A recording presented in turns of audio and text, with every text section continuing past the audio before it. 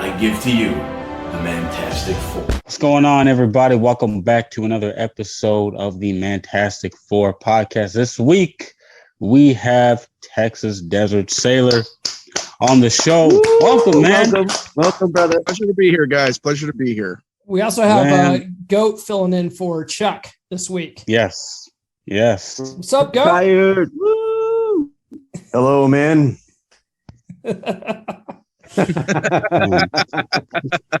So Texas Desert Sailor, I know you from TikTok. I'm pretty sure Paul, I think you introduced us to Texas Desert Sailor, said we need to have him on the show.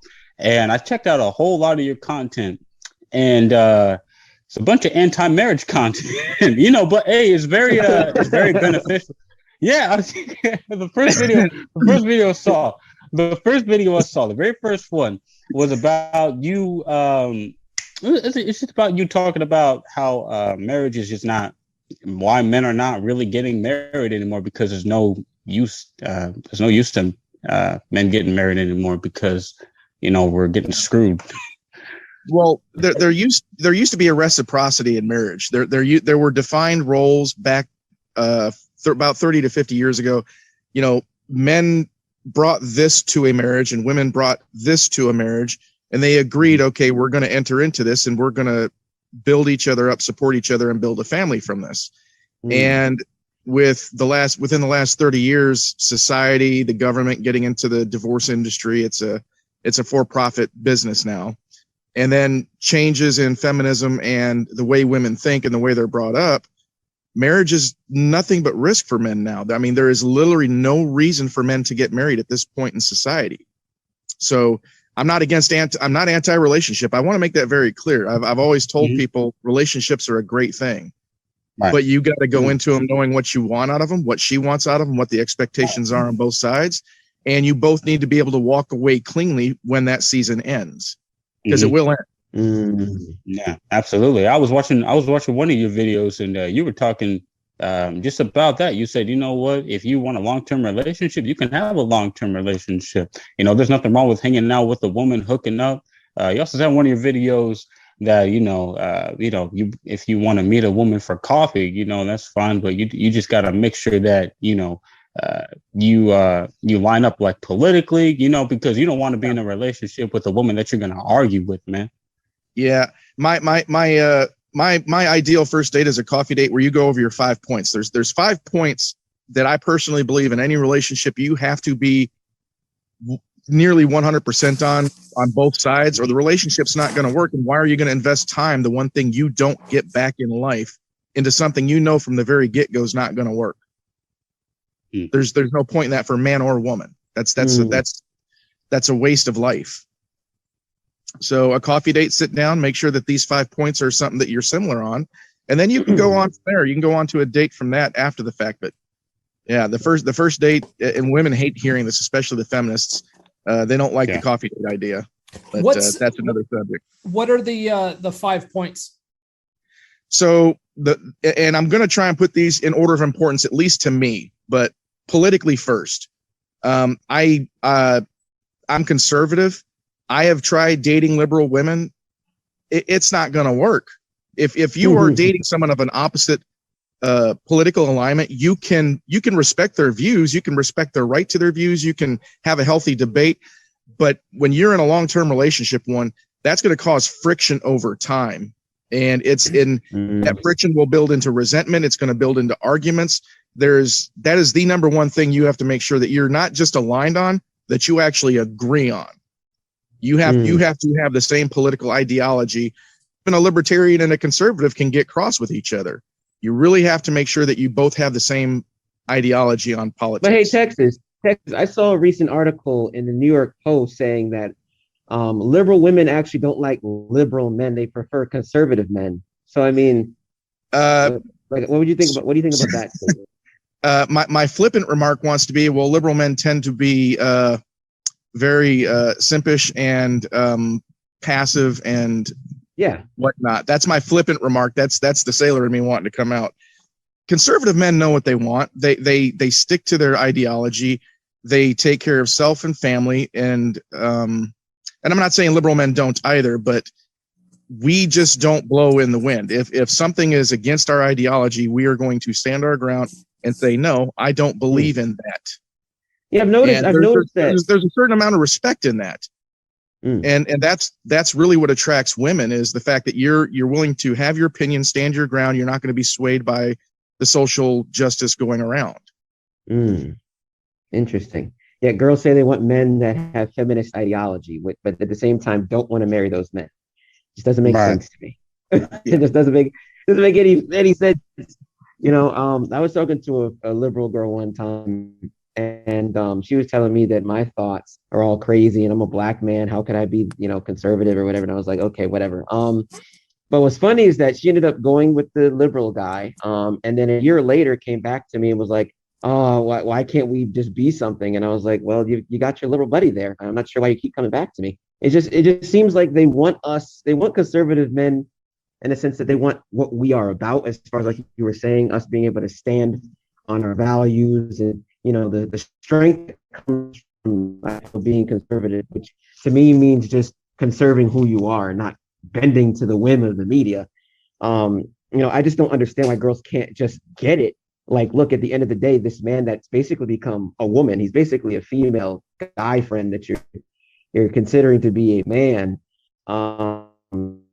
is going to be superior to the man that's got his things together. I think one girl was actually saying, watch out for guys that are veterans or guys that are military because they're more conservative. And it's just like, well, wouldn't you want that in a man? Wouldn't you want a man that's strong, that holds his values and that takes care of the home? Like, I just don't understand it, Sailor. I just don't get it, man. Yeah. It's a tendency. They want that strong masculine man, but they don't want to admit they want that strong masculine man because they've been conditioned by society to reject that now as toxic. Right. That's the big issue I've been having on my page as well. This need to say, this is toxic. That's toxic. What you're saying is toxic. But then when I bring up, okay, well, here's you guys being toxic. It's not toxic. It's empowering. Why do you think that what's toxic for a man is empowering for a woman? It's because it's all part of their narrative. In order to, and it's not just the feminist narrative. It's also the government. The government wants to keep men and women separated, because by keeping them separated, you do several things. You keep two people in the employment pool paying taxes versus one. True. You keep people going into relationships, which is good on the front end for the marriage and society and the businesses, but it's even better for the government on the back end when it comes to divorce and the fees. And you can speak much more to this on the ending of marriages and the $50 billion divorce industry in America. Yes, sir. Yeah. So the government, really the government's been hand in hand with feminism for decades now. So because there's a lot of guys on my page that say that. I'm not sure how much I want to agree with that, because I don't like to think the scary government, but I mean, the government's already mandating people to do crazy stuff already. So, it's not a far stretch to say that. But why is it that the government wants weak men? I mean, at the end of the day, you still need strong men in the police force. You need strong men in the fire department. You need strong men in the military. Why would you want a weaker military? How's that benefit the government? Well, you got to okay, so society today, the reason that, honestly, and people are not going to like me here or saying me this, but America is still a superpower, not because of the fact that we have large militaries. It's because of our technology. Our society is growing weak with weaker men by the generation. Right. But technology is a huge plus. I mean, I don't know the exact numbers, but we lost 3,000 men in Gulf War II versus the millions of men in World War II. So technology has made leaps and bounds, and we're a superpower because of our technology. It doesn't matter if the man is weak or strong to push a button or fly a drone. Right. And by making them weak, you can control them. Because I mean, I look at the news that's going on in Russia and China right now. They're completely keeping feminist ideas. They're burning, feminist pages, destroying them. They're making more of a push on masculinity. In Russia and China. Why aren't we following suit? Think about why they're doing that, though. By keeping their men strong and masculine in those countries, they're maintaining a strong ground fighting force. What do you use a strong ground fighting force for, Black Spider guy? Invasion and occupation. Now, I'm not saying this is what's going to happen. I'm just drawing logical conclusions from facts presented to me. Right. If you want to break a country down, you do it internally. America has been proven time and again, you cannot attack us from without.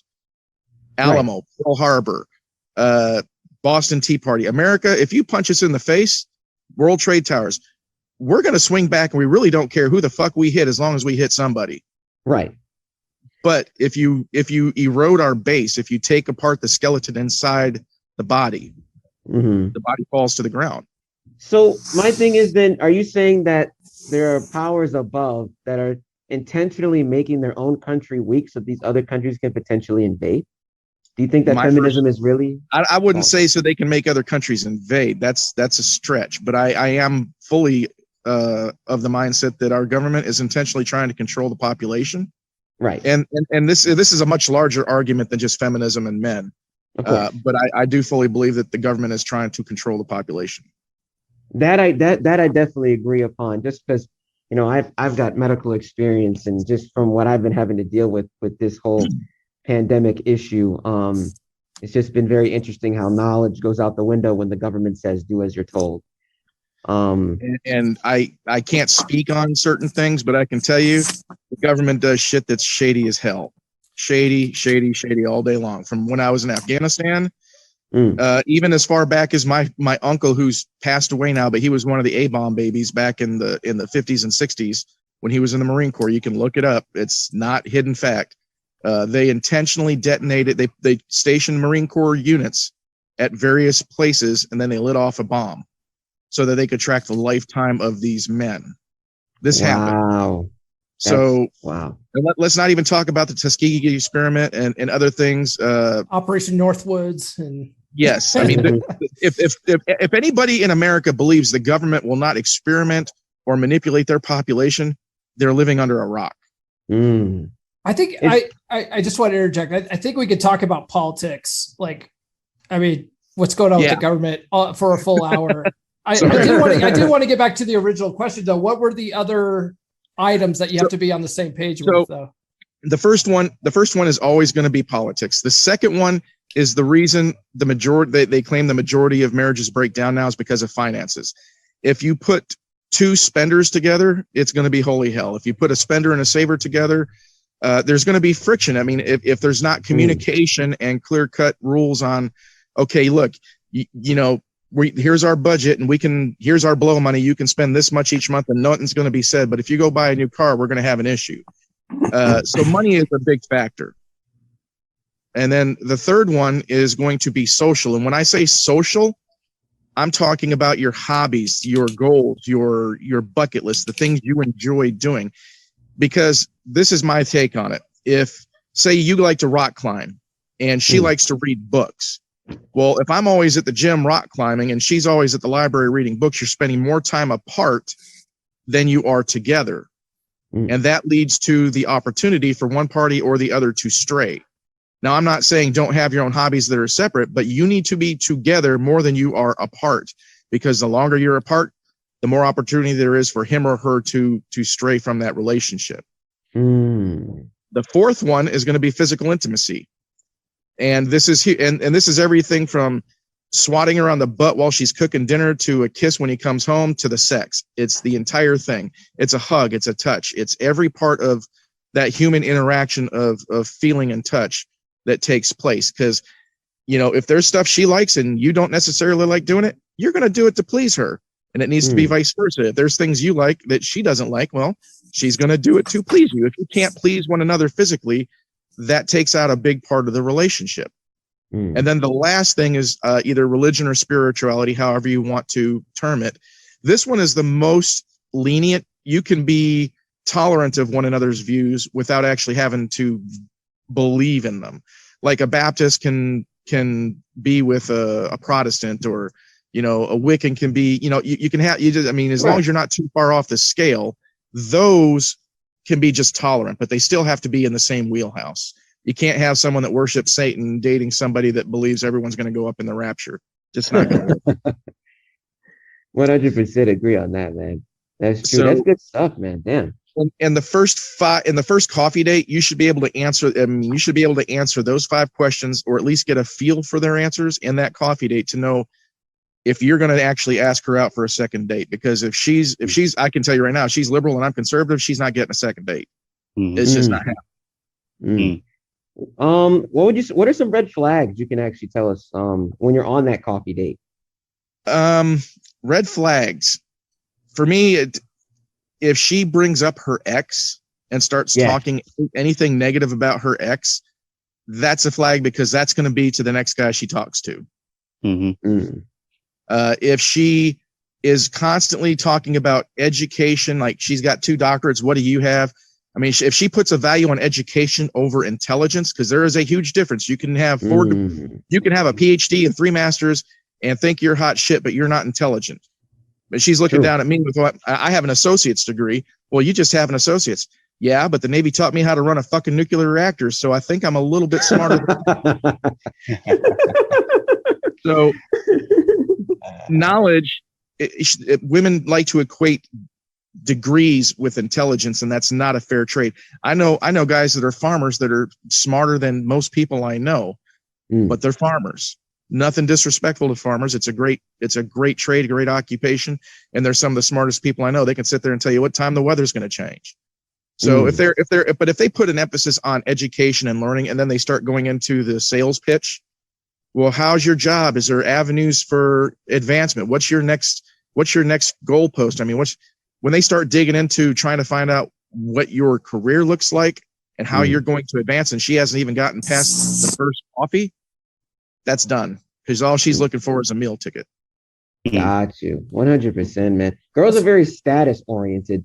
That's why I always say, like, when you're on a first date, men should be in control of the conversation. Who's ever asking the questions is in control of the conversation. You know what I mean? So if she starts bombarding you with a bunch of questions, I like to say, well, before I answer that, you need to answer this, and then flip it on her. And then now I'm in control. And then you try not to answer shit. So because Paul, then you're more of a mystery then too. Paul, are you saying that in the beginning the man should show his dominance like right off? Is that what you're saying? Oh yeah. Gotcha. Most definitely. Always. Yes. When I do answer questions, I just keep them brief. I just keep them short and sweet, and then I just ask her another question. It's just like, you don't need to be finding out all that information about me. Go ahead. I was just gonna say, how did you get into the manosphere, red pill? So it was honestly, I was dropped into it. So I'm going to make an admission here. For many, many, many years, I was a blue pill simp beta. I was. No. Hey, welcome to the club. Okay, I will even, guys, I'm going to even go so far as to lay this out on the line. Okay, I have bought 4 rings. The first one was $700 when I was in college. Woo. $300. She was $300 in college. The second one was $700 on my first ship in the Navy. The third one was many years later. It was $4,500, and the last one was $12,000. Oh, and yeah, I was a huge simp. And but after that last relationship that I had recently, about 4 years ago, is when I finally, and this is why I love the internet. It's why I hate the internet, love the internet. I finally stumbled across. I just literally stumbled. It came up on YouTube. I didn't even search for it. I saw Better Bachelor Joker. Yeah. And when I heard Joker talking, and I'm like, well, that's what I just fucking went through for the last 30 years of my life. And he started making sense. And I was like, well, that's kind of how I acted. And that's kind of what they did to me. And I started realizing it's not just me. I'm not the problem here. I've been a good man. I've done the right things. I've been and tried to have good, solid relationships. And it's always turned out that I was being used. So it led from Better Bachelor. Joker led me to Coach Greg Adams, who led me to Kevin Samuel. And then I came across Strong, Successful Male. And that's when about 2 years ago is when I started consuming red pill content extensively. And that's when my philosophy changed. And I realized I had been, and in a way, and luckily I didn't go too far with it. I had been training my son to be a blue pill simp too. He's 15 now. He would have been 12-ish at that time. And at that time, luckily I was able to correct the action and the course of how I was expressing to him what he needed to be and how he needed to act. Because you always need to give people basic respect. And I've always taught that respect women, do this, do that. And then I took a lot of heat for this on my video. The first viral video I had, I took a shit ton of heat. And I even had one of your friends, Paul, one of your guys, Paul there, was his David Glazer. Yeah, he duetted me. Yeah. He came at me pretty hard. It's funny because I had him, or actually I was on his podcast and he was telling me about this MGTOW guy and how he stitched one of his videos and blah, blah, blah. And I was like, yeah, I don't know about some of those MGTOW guys. And I had no idea he was talking about you. Because I was like, because the way I look at you and I chatted about this. To me, there's two types of MGTOW guys, right? There's guys that have completely given up on women. They're in their grandma's basement. They play Xbox and they jerk off. They want nothing to do with women, right? Then there's guys who are just like, look, date women, spin plates, have long-term relationships, but never get married. And I'm totally cool with that because I'm sort of in that category. I don't ever feel like I would ever really want to get married again. So in that video, in that video, I had said, I can't quote it and I can't have it. They struck the video. I can't even get it. It went literally to about 500,000 in 2.5-3 days. But I basically said, I'm teaching my son to respect women, to treat them well, treat them as human beings, get along with them, but don't trust them. Protect yourself, protect your values, protect you. And that's what I said. I never said don't have a relationship. I never said hate women. I never said treat them bad. I never said any of that. But that is what they took away. They didn't hear the message. They heard what they wanted to hear. And Paul ran with that too. Or not Paul, but Mr. Glazer ran with that. But that's what I'm trying to teach my son now is he needs to put himself first. He's 15 now. He's on his second girlfriend and they're already learning at a very young age. His first girlfriend broke up with him over Christmas. Wow. On Christmas, she broke up with him on Christmas Day because he was too poor. Wow. I broke up with a gal I was dating last year, the Monday before Christmas. So yeah, it happens. I mean, how is a 14-year-old going to break up with a 14-year-old because he's too poor? TikTok teaches them that. Right. TikTok teaches them very early to. And it's society. Society is teaching them. And then, and this second girlfriend, we're going to see how she works out because he just got her a couple weeks ago. I've got a better story. My son, he's 12 now, but when he was in 5th grade, he had a little girlfriend. She broke up with him because he wasn't taking things serious enough. He comes home and tells me this. I go, what? And he goes, how serious can we be, Dad? We're in 5th grade. I go, I was cracking up.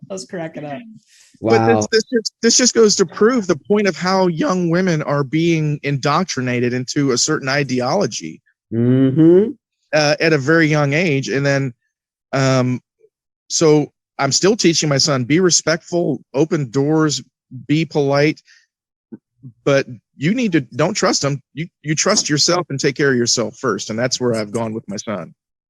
I actually went off on a tangent there for a minute, so I'm not sure what question I was answering.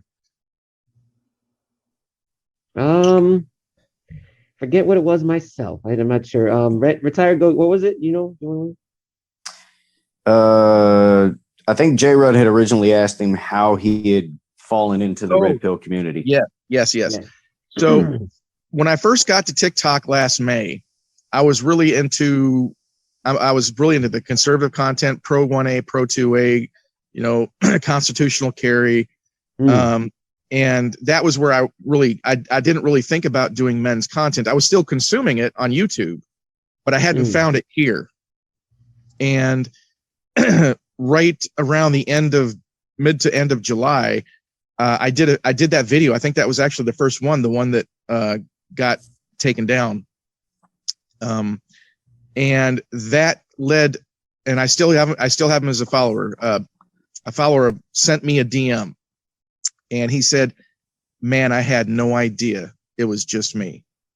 I thought I was the problem. I thought I was the bad person. I didn't realize that there are other men going through this." The fact that I made an impact on a man who sent me a message to thank me, and it was a heartfelt thanks. I mean, he said a few other things. He was really grateful. It opened his eyes to the fact he's not alone. It gets you, doesn't it? And I've gotten more than one of those in the course of the last 3 or 4 months I've been doing this content. But and hell, Benji, he's one of my followers. He was the one that woke me up that this needs to be talked about. And apparently I have a way of coming across on the camera that's relatable. I'm not sure what it is, but they seem to like, at least my followers seem to like what I do and the message I put out. So I started doing more of the men's content and less of the constitutional conservative content. And then my account got banned and taken away because of it. Yeah, we've all been there, bro. Yeah. But like except for J-Rod. Except for J-Rod. But I love what you said there, bro. I got a message yesterday. A guy told me, he's like, "Look, man, I was going to end my life, but I watched one of your videos on Instagram and you woke me up and told me that I wasn't alone. And I really appreciate that. And I'm still alive thanks to you." And it's just crazy how a lot, society doesn't really talk about the fact that, I think Joe Rogan actually talked about this on his podcast. A lot of men walk this world alone, and we're told that we need to work hard and then take that money and then give it to somebody else. But inherently, nobody really cares about how we feel or what we're going through. And it's nice when another man says, "Hey, bro, I'm here with you, and you don't have to go through this alone."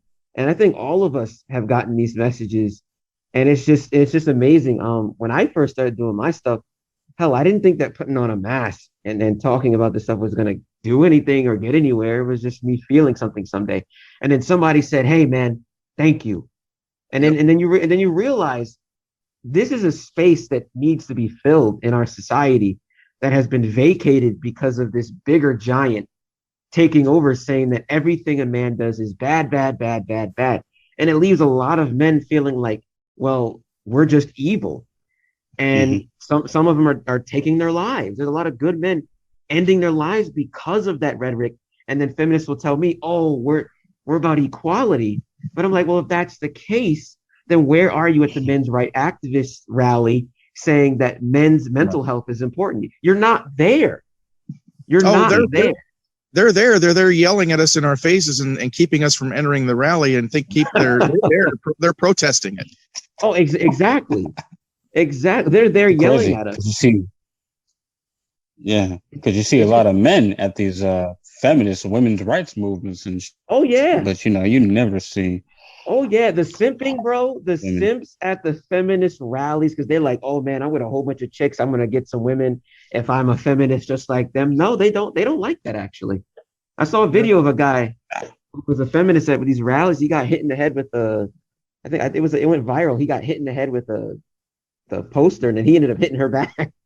But that's what I love about the internet, because before the internet came, well, the internet's a double-edged sword. One is because of the internet, I believe that's also accelerated the downfall of relationships and marriages, because women used to get their validation and attention from their local social circle, from the man they were with. That's where they got their attention and validation, from the relationships they were in. Now they go on Instagram, YouTube, TikTok, and they get 50,000 guys in their DMs telling them how bootylicious they look and want to wife them up or this. And they get so much attention and validation from the world, from men that are 10,000 miles away. They no longer care about the attention and validation they should be getting from their husband or their boyfriend. And that is what has accelerated, I think, the demise of relationships. It's really put it on the fast track to the end of marriage, to be truthful. But that delusion. But it's also allowed men like you, Goat, me, Paul, J-Rod, all of us. It's allowed all of us to reach out to other men. Better Bachelor, Kevin Samuels.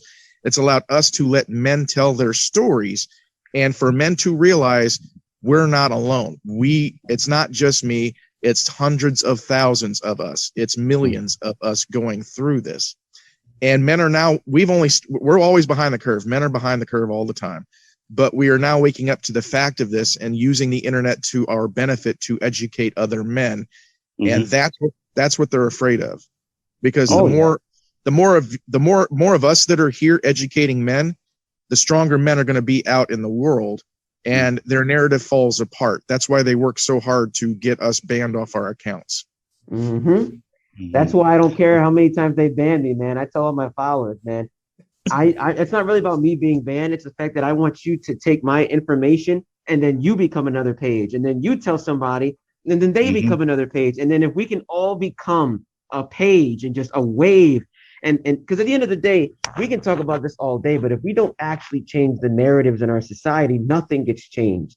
We're just talking. But if all of us men can come together and actually just like a big army, just stop this, it can change. I really believe that. Isn't it funny how, as we're talking, all of our goals are to give a positive impact towards men, but all of the negative feminist videos are to be a negative impact towards men and women. Yeah, that's how they get their control, man. There's power in victimhood, you know. There's a lot of power in victimhood. And if you do get one of the few good women out there, and I'll always say there are good women out there, but if you get some of the few good women that finally try and stand up and fight, they're pick-me's, and they have to debase them also, because they can't allow women to get on the same team. I've seen a lot of that happening. I think I don't know if you guys know Roma Army. Oh yeah. Roma Army is a chameleon. I swear, because she talks about men and being strong and stuff, but then she has an OnlyFans account and then will attack certain men's accounts at the same time. And then if you look at her history, she doesn't have the best history when it comes to taking care of children. With her daughter. If you look into that, I looked into that. It's pretty. I haven't heard. I heard about the OnlyFans. I didn't hear about the daughter. Yeah, you need to look into that. Her, she's what's it called? An egalitarian or something like that. So she's sort of all about equality for both sexes, from what I could tell. And I'm not really mad about the OnlyFans thing because I'm a capitalist. So I'm like, if you're going to make some money, whatever, you know, if simps are going to pay. But it's the simps that fund all this. That's my thought on it. If you're going to do that, more power to you. That's your choice. Go ahead and do it. Make your money. But in my eyes, it's going to be the simps that go there. And then when you look 10 years, 20 years down the road to have a relationship, that's going to haunt you, because when you're done with OnlyFans, that just doesn't go away. It's out there forever. It's on the internet. So you've got to be mindful that once you commit to that, your marriage prospects or your relationship prospects in 20 years may become slimmer. Because a lot of men are not going to. You gave the one thing that was really important to me to about a million other men. So and they don't get that. Yeah. They don't get that. They think, oh, why can't you just love me? Even though it's like, you don't understand. And then they get mad because they're like, oh, well, I should be able to do what I want with my body. And it's like, well, there are consequences. This is the accountability issue we've been talking about. Accountability. It's just, besides the OnlyFans, it's also her neck tattoos that makes her non-marriage material. Yeah, that's that's problematic for me too. I want to hear from Goat. Goat, do you have a question? Hey man, Texas, how you doing, brother? It's good to see you. Pretty good, Goat. How you been? Oh man, if I was doing any better, I'd be you. Hey, I'm going to defer my question to my neighbor here, Karen. Can you hold on 1 second? Oh yeah. Yes. This is what's awesome about having Goat on, is we have multiple guests when Goat's on. I just want to see which one it's going to be. Which Karen we getting today? Oh shit! Where's the princess crown? Oh yeah, the princess crown, man. That one is the wig is good though. Okay. Hello, all of you toxic masculine patronage pricks. How are you this evening? I do have a question for you, Goat. And it took me all day to think of the most eloquent thing I could say that would hurt your feelings and put you into the ground. Are you ready? Who hurt you? Who hurt you? Oh, God. What are you laughing at? I'm serious. You know what? Are you just gay? what are you laughing at? Where's the cancel? But I'm reporting you. Where's the cancel? You toxic. Okay, no, seriously. Hold on. I got to put the hat on for this one. There we go. There we go. I'm getting a shirt made too. I'm getting the shirt made too. Hey, Texas, if that is your real name. Hey, what do you see the end result? You know, if you could push a button and take what Spidey and Paul and J-Rod and me and you and Chuck, if you could take a middle ground of the purpose, the positive ending middle ground that us men are trying to do for other young men, what would be the end result of how it would end up being if the men got it and the women got it? I mean, does that make sense? Yes, it makes sense. I think the end result, because each of us brings something to this discussion, this proverbial table that we've made to educate young men. And I think what I believe, if we're at it long enough and each one of us, our inputs are brought to this table and infused into young men, it's this. Young men are going to know exactly, they're going to be strong. They're going to know exactly what their purpose is. They're going to understand they need to put themselves first and their purpose first. Because if you can't build yourself and your purpose up, you can't support anybody else. Mm-hmm. They're going to know what to look for in a good woman, in a proper relationship. They're going to know the communication skills that are necessary to interact with that woman and to appreciate her, respect her, and the two of them work out the relationship they want together. And then should they choose to marry, which this will strengthen relationships to the point marriage might be a viable option again, but I don't think so. But should they will have stronger marriages in the future than they've had in probably the last 30 or 40 years. But they're going to understand what they're going into when they get into that marriage contract. And hopefully they won't do it. They'll just understand, look, this is the relationship we're going to have as long as we want to be with one another. And they will have strong long-term relationships. I have a question actually for Mr. Saylor here. Actually, let's say we fail, right? I'm gonna play the devil's advocate here. Let's say we fail. Let's say we try our best to put our message out there, and they take over. What do you see happening if we fail as men to be able to strengthen young men? Well, the answer is we may think we fail, but we don't fail. This is the reason we're not going to fail. Because if we fail, if the five of us and the people we mentioned fail in our endeavors in this generation, yes, more men are going to be led to the slaughter in marriage, divorce. The court systems are not going to change. They're going to be rung through the ringer. Eventually, the system will educate them. Really? Eventually, enough men will go through divorce, will be rung through the ringer, will be destroyed for 15 years of their life while they're paying child support. Eventually, it's the whole weak men, strong men. Even without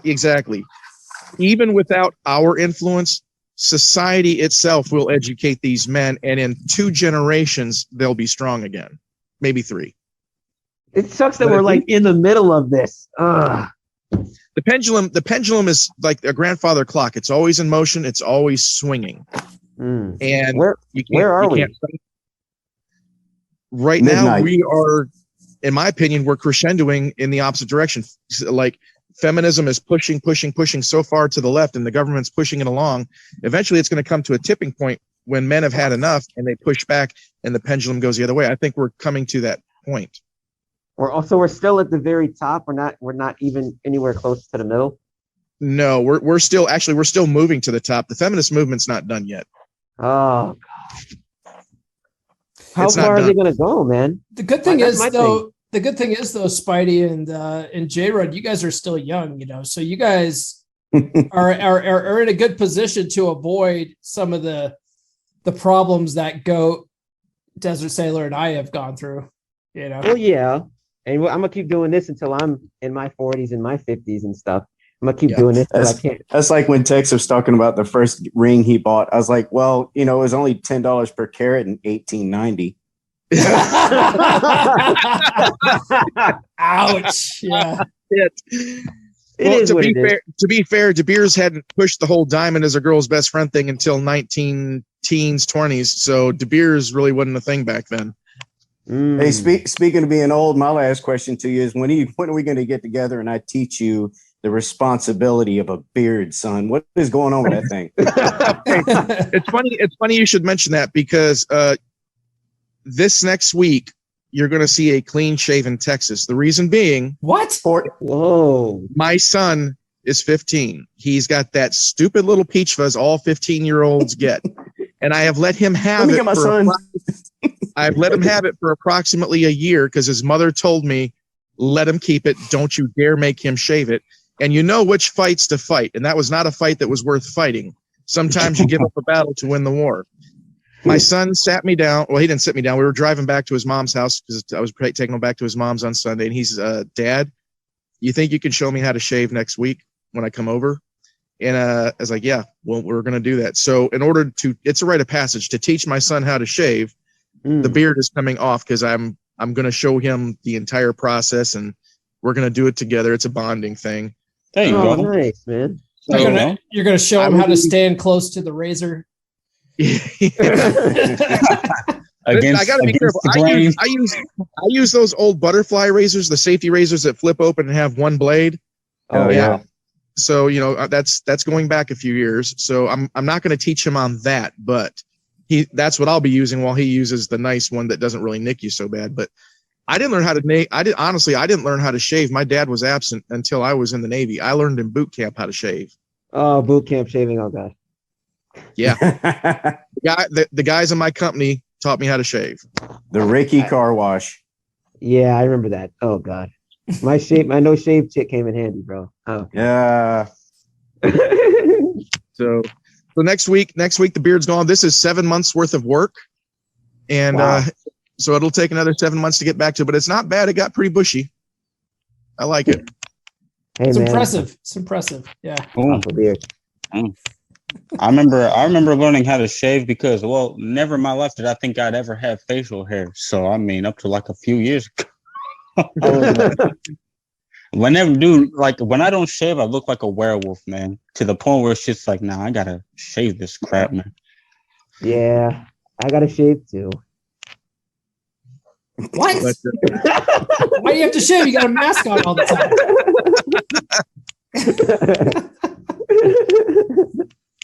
Nobody knows. But it's funny. It's funny that you made that hat, Goat, because that is the number one question that women throw at men that I believe is both shaming and it's shaming and it is disingenuous and it is insulting. Who hurt you? Oh, I've got a shirt on the way too. When a woman says who hurt you, she is insinuating that men are incapable of growth, of reflection, of going through the healing process, of moving forward, and of coming away from that with lessons that create their new philosophy and identity. And it's like only women can heal. That's a bunch of crap. So anytime a woman says who hurt you, that is an intentional shaming and insulting, and it's degrading. And I hate that. Or are you gay? Right. Yeah, that's why I threw that one in there too. It's like you're just dog. But what's funny is the first time that I had it, well, about the 10th time I had that, who hurt you? I don't know if you saw the video. I did the little thing where you put the bubble of the comment up there, you reply to video, and I was like, and I waited like 2 seconds into the video, and it was like, who hurt you? And you're reading it, and I'm like, Tim. His name was Tim Young. It was 6th grade, and he came out of nowhere. Yeah. Women don't understand boundaries. That's something that men learn where the line is very young. That when we're tussling on the playground, men are interacting with each other. We're learning from each other at a very early age. And we learn physically, and we learn what lines not to cross. If me and if me and Goat were to get into an argument at the bar, we would know very quickly where that line was, and you either step over it and it's fist time, or you choose better of it and you back down and you find a way to defuse it. Right. Women do not understand that. They don't get that there is a line even there. They'll cross it, get up in your face, and start smacking you. And a man has to sit there and take it. Yeah, because if a man reacts to a woman the way, if a man reacts to a woman the way a man would react to a man doing that, then he'd end up in jail. And women don't understand that is abuse. By crossing that line, you're becoming an abusive person. And they don't even want to acknowledge the fact that they do it. But we live in an equal society, guys. Everything's equal. Everything's equal, Sailor. Like they hit me, I can hit them back, right? It's the equal society. Yeah, it's an equality choke slam through a table. Yeah, it's a bunch of bull crap is what it is. Or whenever you see somebody, or you guys see those videos of couples that be at them baseball games, and your woman's mouth will get you in trouble with another dude. She'd be running her mouth. Next thing you know, you have to fight next thing you know, you have to fight this dude because your woman just won't shut up. And it's just like, man, she's fixing to get you a butt whooping you didn't want. I'm telling you. Yeah, I've always wondered how girls do that, man. Those sell a man's time and labor without even thinking about it. Oh, he's got it. Like, what? I hear that all the time. Oh yeah, he'll build it for you. He'll build it for you. Well, what? My husband will do it for you. Fuck it won't. That was my ex-wife. That was my ex-wife for sure. Yeah. Damn, really, Paul? Oh yeah. She was awful. You're writing checks your ass can't cash. Mm-hmm. She got me basically set up as an indentured servant. It's funny, indentured servant to our dentist. They were having computer problems one day, and she's like, "Oh, my husband could fix those for you," and so she has me call him, and he was like, "Yeah, we can. We'll trade it. I'll give you guys free dental services if you fix all my computers and stuff." That guy ended up getting way much more value out of my services than we ever did out of the dental services. Wow. And your wife just did that without you even being there to consider, maybe I don't want to do this. Right. And that's why she's an ex-wife. 100%. Yes, 100%. Yeah. I remember being in relationships like that, talking about, Jared will do it. He'll give your son some drum lessons. No, the heck I won't. Heck I won't. Does your son have $5 that he could pay an hour? I don't think so. Hey, Sailor, I have a question for you, actually. Another question. Yes, sir. I went to Seattle a couple months ago, and I actually went out there just to meet a feminist. And I sat down, had coffee, met a feminist out there, and we had a great conversation. Really? Yeah, we did. She was calling me names, and I was just enjoying it. She called herself a communist, and she's a Marxist, and she believes that people shouldn't be rich and everyone should get paid the same. But my thing is this: why do you think feminists say the definition says equality, and they will profess this? Because you can go online, look up the definition; it does say equality. Yes, it does. But then in the same breath, all I hear on TikTok is "kill all men." Men are this and that. Why is it that they can't they look at it's like logic escapes them, but they'll use it in a fight? Why is that? It's because they're not looking for equality; they're looking for superiority. Bingo. And in order to get superiority, they have to maintain certain arguments that have been disproven, like the wage gap. The pay gap has been disproven hands down over and over, but they still harp on it because it allows them to continue their agenda and narrative, which allows them, by continuing the agenda, if we're still behind in these areas, then we can continue to act bad, because once we have equality, then we can't act bad anymore. Well, Texas and Tammy. What's that? Texas and Tammy about maybe 3 weeks ago actually did a dual live on the truth and history of feminism and equality. Yep. And one of the things that they mention most once you get into the third wave section is equal outcome is what they actually want, not what equal opportunity offers.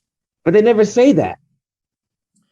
Well, still, you can't have equal outcome. If you admit that you want a better outcome versus the same opportunity, then once you have the same opportunity, you can't bitch anymore. You can't complain. You can't continue to be enacting bad. If you want to continue acting bad, there has to be a reason to act bad. For there to be a reason to act bad, you have to stay the narrative. You have to keep the narrative continuing. Right. Because my thing is that I asked the girl, I said, tell me right now what you're not allowed to do, and I will walk with you to the courthouse and we'll fight together.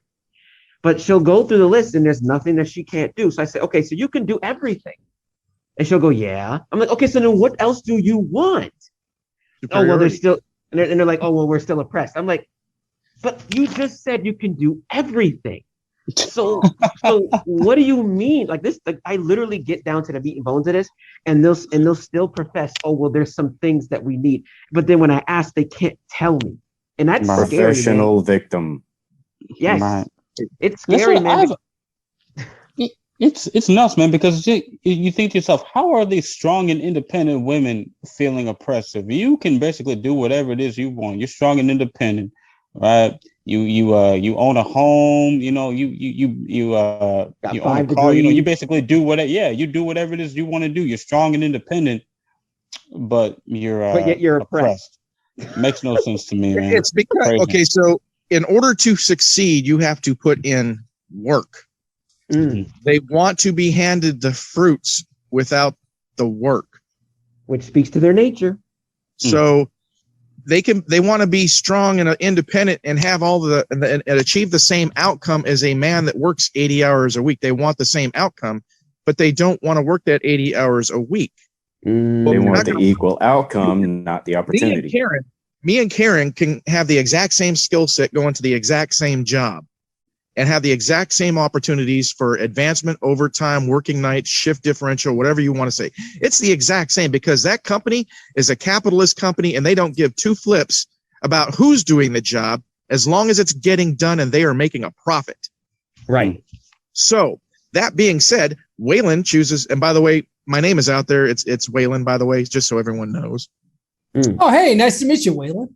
Yeah, it's not a secret. My name is Waylon. It's been out there for 4 or 5 months. Just some people call me Tex and some people call me Waylon. You look more like a Todd. Yeah. Yeah.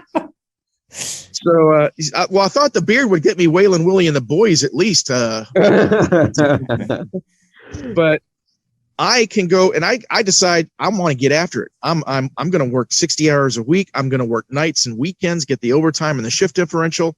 She wants to work the basic 40 with banker's hours so she can go out to whatever she does on her happy hours or whatever. But so now I'm making $20,000 a year more, and then I make $30,000 a year more. And in 10 years, I have achieved buying 10 acres and got a nice house and a boat. She's still living in a condo, and she's like, well, I was oppressed. No, you weren't oppressed. You just didn't want to fucking work. Or make investments. You wanted to buy pocketbooks and crap. So a lot of the women that I see complain, and I'm not going to say all, I'll say a lot of the women I see complain about the oppression is women that don't want to put that work in. They're if you're living in substandard housing or in a bad area of town, work your freaking butt off, learn some new skills, and do what men do. Go to work. Right. They want to be us so badly. I mean, but Texas, they got to be home. They got to be home taking care of the 2 kids that they had spending their 20 to 30-year-old years having multiple baby daddies. They got to be home to take care of those kids, man. And they can't say they don't have the same opportunity because even now, women are being added to selective service. Yep. This was addressed back in 1988 or 1989 by the Supreme Court, and the Supreme Court then ruled the only argument that women could not be added to the draft for selective service is because not all occupations in the military were open to women. Because of that reason and that reason alone, the Supreme Court did not rule in favor of adding women to selective service. 30 years later, that has been removed. Every occupation in the military, period, is now open to all genders. That argument has been removed as of last year.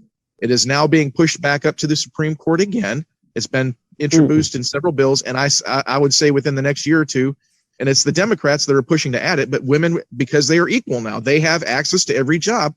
They are now being treated equally, but they're pushing back against it. They don't want to be added. But you wanted equality. You want it to be equal. Yeah. You have every job. It's like how they all push for the STEM jobs, right? Like they all want to be lawyers and doctors and stuff like that, but none of them want to be garbage collectors or plumbers and stuff like that, you know? I get so much pushback on my videos. I've done a video. I think some of you have seen it. It's a takeoff from Kevin Samuel Kevin Samuel argument. If all women were to disappear from the earth overnight, men would live out their normal lifespans totally unhindered, no problem. Life would go on until we all pass away, because we already do 95% of the jobs that are required for this world to self-sustain and continue. Power plants, coal mining, water purification plants, nuclear reactors. All of that stuff is done by men. All of that stuff is built by men. Construction, electrician, plumber, welding, all of those are men. If all men were to disappear overnight, women would die within a month. The majority of women would die within a month, because it's not because they're stupid. They're smart. I'm not saying any woman could not learn those jobs, but they do not have the time and the ramp up speed to learn those jobs, to maintain those water purification plants so they have clean water to drink, so that the garbage gets collected so dysentery doesn't start, so that the electric stays on, so that the food in the freezers or the physical capacity. Really? Yeah, let's not even go there. 17 times the tensile strength in our hands. That's why a woman hands a jar to a guy to open, because they can't. Our hands are 17 times stronger than a woman's. It's physical biology. We can't change that. We can't change it. What if our bones are 10 times denser too? What if one of those women identifies as a man, though? Oh, they get the power. You know what? She can identify as the Incredible Hulk if she wants to. I don't care. Can she open that fucking jar? That's all I got to say. Oh, man. It's crazy. Guys, I'm pretty sure we could talk for hours, man, but we are a little over an hour. We got to start. We got to wrap it up, man. Got to wrap it up, guys. Wrap it up. Hey, but Tex, it was nice to have you on the show, man. Let everybody know where they can find you, your social media. Okay, so I do have I have Texas Desert Sailor, Texas_Desert Sailor on Instagram. My content account here is Texas_Desert Sailor 5.0. Providing I don't get banned. I've got a few violations lately, 5 of them to be exact. So that account may be 6.0 in the near future. But just look for Texas Desert Sailor. I'll pop up on TikTok or Instagram. I've created a YouTube channel, but I haven't done anything there yet. I did it last week. And from everything I'm hearing, actually Rumble might be the place to go. So I may go there instead. Oh man. Awesome. Gotcha. Well, guys, Texas Desert Sailor, was nice to have you on this. We got to have him back again. I appreciate it. We got to have him back again. Yeah, this was a great discussion. This is nice, man. Appreciate you coming. Hey, I appreciate I've been kind of trying to be respectful to the masters of this domain, but I got to add one thing for J. Rudd and how much of a polite man that he is, because the other night he asked me, he says, "Hey, Goat, how can we find you?" And I'm like, "Oh, just talk to these guys. They have my number." So tonight he made sure that Texas Desert Sailor didn't make the same mistake I did. He's like, "Where can we find you? Hey, how do we look you up?" Don't worry, Go. We're putting your stuff in the description. Yeah. Thank you, J. Rudd, for not saying no, idiot. What we meant is, where can we find you on your platforms? I appreciate it. Thank you. You're a very great man. Hey, man. Thanks, man. I appreciate it. All right, guys. Like the video, sub to the channel, and make sure that you guys go and get our merch, man. Buy the merch. Yeah, that's one of my next steps. I'm going to get the fedora, the fedora T-shirt. There you Perfect. Go. Till next time, guys. Yes, we'll see y'all next time. Peace. Have a great day, gentlemen.